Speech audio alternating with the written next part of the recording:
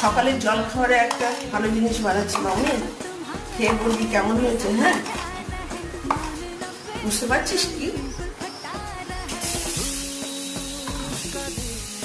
আর না খেতে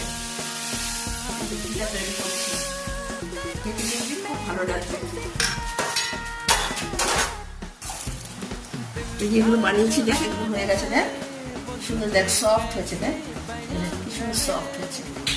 আর এখানে চাটনিটার মধ্যে একটু বাদাম ভেজে দিয়েছি, আর একটু নারকেল, আর একটু ছোলার ডাল ভাজা দিয়ে সবগুলো একসাথে, একটা কাঁচা লঙ্কা, একটু সামান্য মিষ্টি, একটু সামান্য লবণ দিয়ে পেস্ট করে নিয়েছি।